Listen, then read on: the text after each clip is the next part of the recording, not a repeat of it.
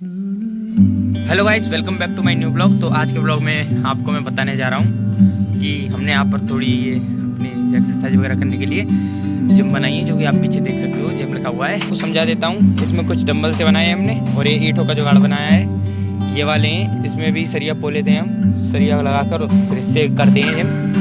और बगल में काम चल रहा है यहाँ पे, तो सो रहा हो थोड़ा। और ये रस्सी है, इससे रस्सी कूदते हैं। और यहाँ पर आप देख सकते हो हमने पूरी की साफ सफाई कर ली है। जगह आप पहचान ही गए होंगे, हमारा मंदिर है। तो चलिए, अभी आपने वीडियो जिस कारण से क्लिक किया है उस काम को भी करते हैं। तो चलिए स्टार्ट करते हैं। दोस्तों, मैं समझ सकता हूँ अगर आप बैकग्राउंड आवाज़ आई थोड़ी तो उससे दिक्कत हो सकती है, लेकिन वैसे तो वॉइस में मैं माइक लगा लूँगा तो इससे ज़्यादा दिक्कत नहीं आएगी। उसके बाद में तो मैंने मंदिर को पुतवा भी दिया है। अंदर से आप देख सकते हो, ये मेरे मंदिर को पुतवा दिया है।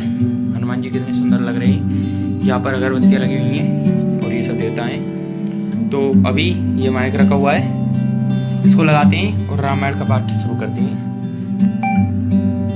तो गाइस, सारी तैयारियाँ हो चुकी हैं और यहाँ पर हनुमान जी के सामने मैंने रामायण को रखा है। और ये बहुत ही ज़्यादा पुरानी है, बहुत साल पुरानी है, कई वर्षों पुरानी है। तो चलिए इसको अभी शुरू करते हैं। राजापुर यमुना के किनारे तुलसीदास जी की जन्मभूमि थी। यह मतदीर वहाँ के थे। सब प्रकार शास्त्र में कुशल और विद्या में विश्वासपूर्ण थे।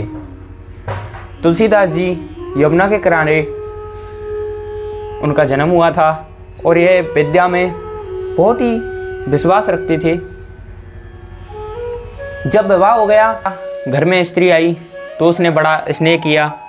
जब उसका भाई उसे बुलाने आया तब तुलसीदास जी उसकी विदाई करने को तैयार नहीं थे। तुलसीदास जी ने अपनी पत्नी को अपने पीहर नहीं भेजा। उन्होंने मना कर दिया, कोई भी बहाना लगा दिया। स्त्री ने अपने माता पिता के पास जाने का हठ किया, जिद की, और फिर भी तुलसीदास जी जो हैं नहीं माने। जब वह किसी काम से बाजार में गए तब पीछे से भाई अपनी बहन को ले गया। अब तुलसीदास जी जो हैं वो किसी काम से बाजार चले गए और तुलसीदास जी की पत्नी का भाई आया और उसे पीछे से तुलसीदास जी के से ले गया। तो अब देखते हैं क्या होता है। जब तुलसीदास जी घर आए तब स्त्री को ना देख प्रेम के वश में बहुत ही ज़्यादा दुख पाया। बहुत ही ज़्यादा प्रेम करते थे अपनी पत्नी को, तो बहुत ही ज़्यादा उन्हें दुख हुआ जब उन्होंने अपनी पत्नी घर पर नहीं देखी। अब देखते हैं क्या होता है। इस समय सोच करते आधी रात हो गई और बहुत ही खतरनाक बारिश हो रही थी और यमुना नदी जो है वो भी बढ़ रही थी। रात ऐसी अंधेरी थी कि हाथ पर आसा नहीं सूझता। रात बहुत ही ज़्यादा घनेरी अंधेरी थी, बहुत ही ज़्यादा घनी अंधेरी थी और रात बहुत ही ज़्यादा भयानक और डरावनी थी। उस समय काम ने इन्हें बहुत व्याकुल किया। सो उसी समय स्त्री को मन में स्मरण करते हुए ससुर के घर को चले। अब तुलसीदास जी को अपनी पत्नी की बहुत याद आ रही थी और वह अपने ससुर के घर बहुत ही बिना सोचे समझे कुछ और चल दिए। अभी देखते हैं क्या होता है। अब तुलसीदास जी अपने ससुर के घर पर चल देते हैं और अपनी पत्नी को लेने।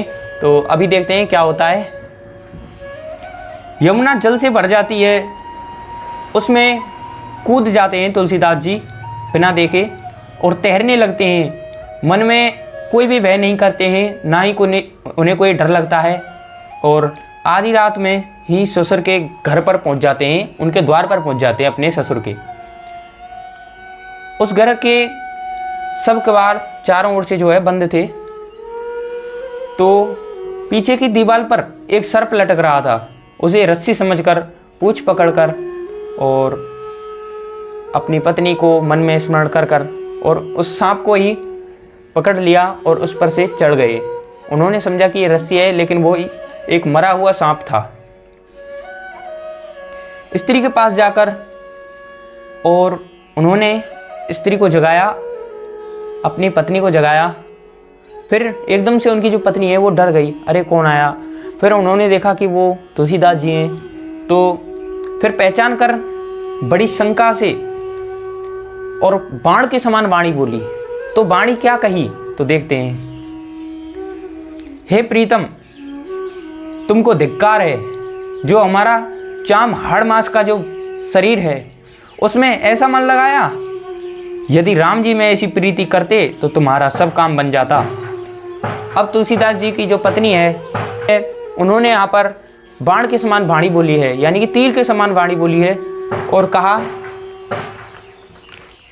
कहा कि अगर इतना मन तुमने मुझ में लगाया है, इतना अगर तुलसीदास जी राम भगवान में लगाते तो शायद उन्हें बहुत ही ज़्यादा फल प्राप्त होता राम भगवान का। तो चलिए देखते हैं आगे क्या हुआ। स्त्री के ये वचन बाण के समान लगे तुलसीदास जी को।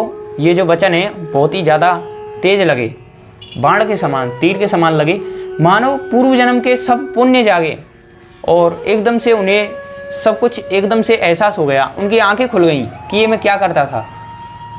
तब गलानी मानकर तुलसीदास जी ने कहा, हे प्रिय, तुम्हारी वाणी सत्य है। अब तुलसीदास जी ने अपने आप को स्वीकारा कि मैं गलत था। तो अब उन्होंने कहा अपनी पत्नी से कि तुम सत्य कहती थी।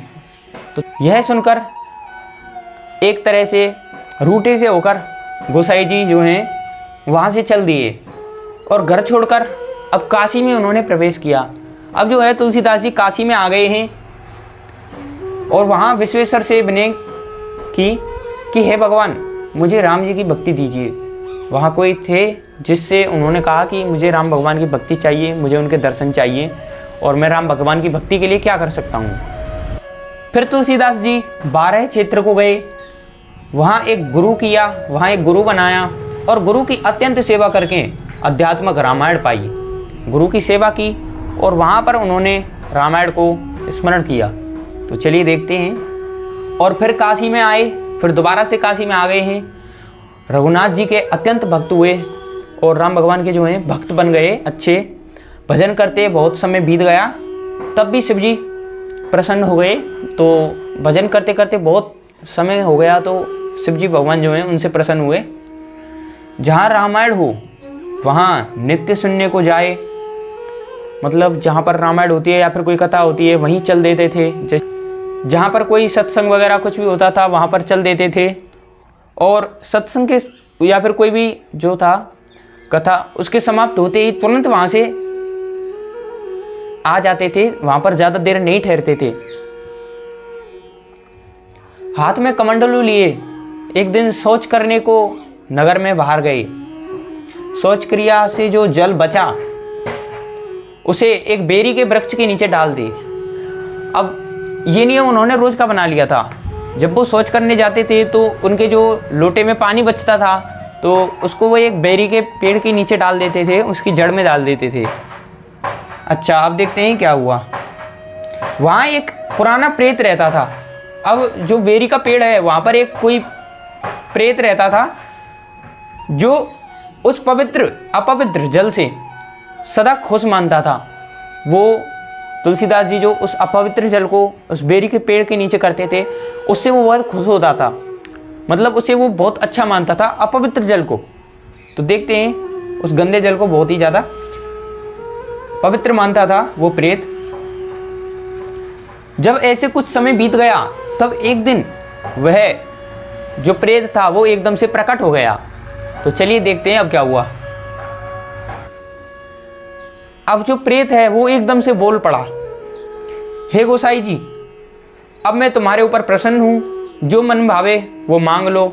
अब जो प्रेत है वो बहुत खुश हो गया है तुलसीदास जी से और उनसे कह रहा है कि आप मुझसे वरदान मांग सकते हो, जो मांगना चाहते हो, मैं आपसे प्रसन्न हूँ। यह सुन तुलसीदास जी बोले, तुम कौन हो, मुझे पहचान नहीं पड़ते। तो तुलसीदास जी के ये वचन सुनकर तब उस प्रेत ने कहा, मैं प्रेत हूँ, इस भद्रीतरु के नीचे मेरा स्थान है।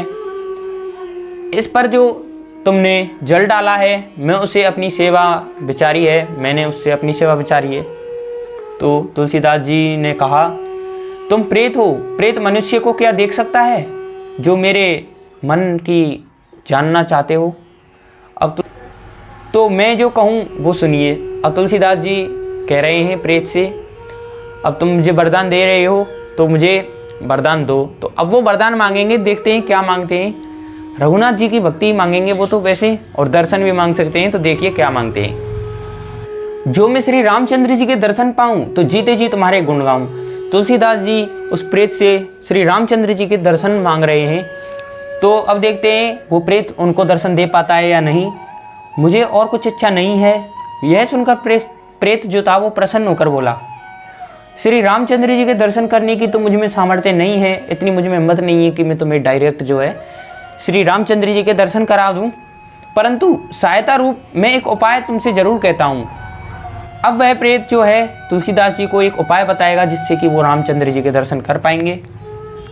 तो चलिए, जहां तुम रामायण सुनने जाते हो, अब वो प्रेत कह रहा है श्री तुलसीदास जी से कि वो राम भगवान के दर्शन कैसे कर सकते हैं। अब उनसे कह रहा है कि जहां पर तुम रामायण सुनने को जाते हो वहां सबके पीछे जाकर देखो, सबके पीछे जाकर देखो, बड़े निर्धनी, दुखी, दीन वेश बनाए, रोगी, नेत्र दुखते से किए।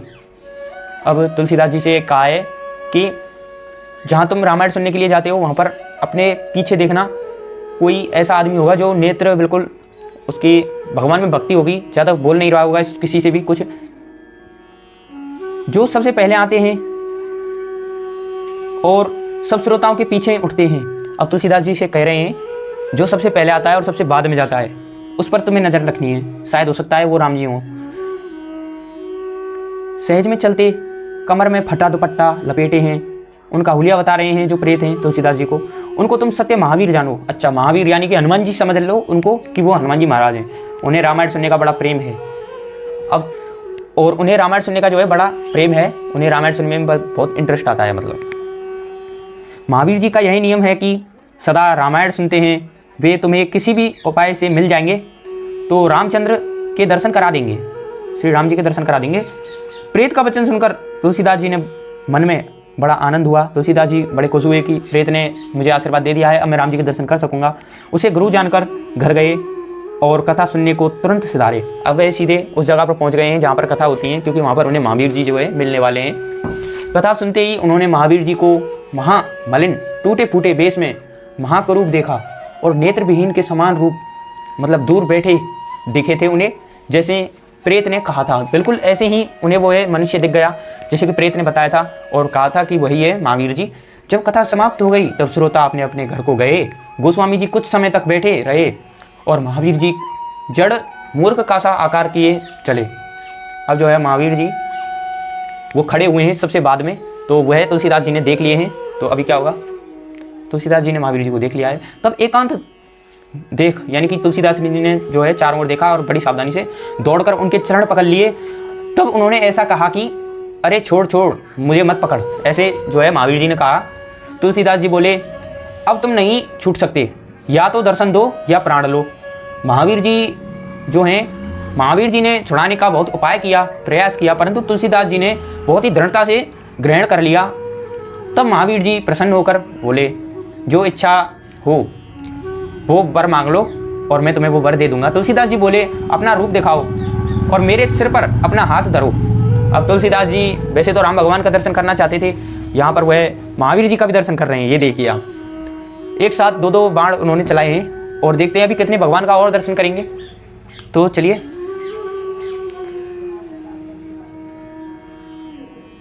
अब महावीर जी ने कहा है कि जो तुम्हारी इच्छा है वो वर मांग लो और मुझे और कुछ इच्छा नहीं है। अब वो कह रहे हैं तुलसीदास जी कि मुझे और कोई कुछ इच्छा नहीं है, केवल रघुनाथ जी का दास होना चाहता हूँ, मुझे रामचंद्र जी का दर्शन करा दो, कारण कि तुम सब प्रकार से समर्थ हो।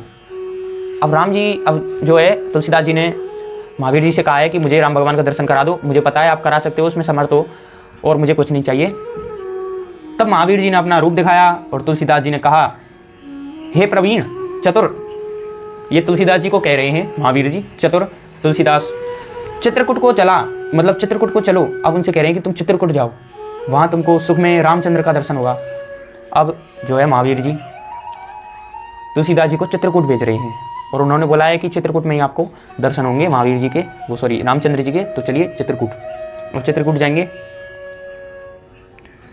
यह कह महावीर जी ने अपना रूप छिपा लिया। तुरंत महावीर जी ने जो है अपना रूप छिपा लिया। तुलसीदास जी अपने आश्रम में आए दोबारा से और कुछ दिनों के लिए विचार किया कि अभी शिव जी का दर्शन नहीं हुआ। अब तुलसीदास जी ने मन में सोचा यार अभी तो शिव जी का भी दर्शन नहीं हुआ, तो तब विश्वेश्वरनाथ के मंदिर में गए और वहाँ उनके दर्शन की इच्छा की, परंतु तुलसीदास जी को शिव जी ने दर्शन नहीं दिया। शिव जी ने अभी भी जो है तुलसीदास जी को दर्शन नहीं दिया। तब तुलसीदास जी आशा छोड़कर चले। अब तुलसीदास जी ने ठान ली मन में कि अब तो देने वाले भी नहीं है भगवान दर्शन। जब चित्रकूट को चले, पुर के बाहर आए तो एक ब्राह्मण आया और इनको बुलाकर ऐसे वचन बोला, काशी को छोड़कर दूसरे स्थान मत जाओ, यहाँ से और स्थान में जाने पर तुम्हारा निर्वाह ना होगा। अब एक ब्राह्मण ने तुलसीदास जी से कहा कि काशी को छोड़कर मत जाओ, और अगर तुम यहाँ से कहीं और चले जाओगे तो वहाँ पर आपका निर्वाह नहीं होगा बिल्कुल भी। यह सुन तुलसीदास जी बोले, हमने शिव जी की सेवा की, हमने जो है शिव जी की सेवा की है, तथापि वे हम पर प्रसन्न नहीं हुए, इसलिए हम यहाँ से जा रहे हैं। तब वह ब्राह्मण बोला, मैं ही शिव हूँ, काशी को छोड़कर दूसरे स्थान में नहीं रहता हूँ। ऐसा कह शिव जी ने अपना रूप दिखाया।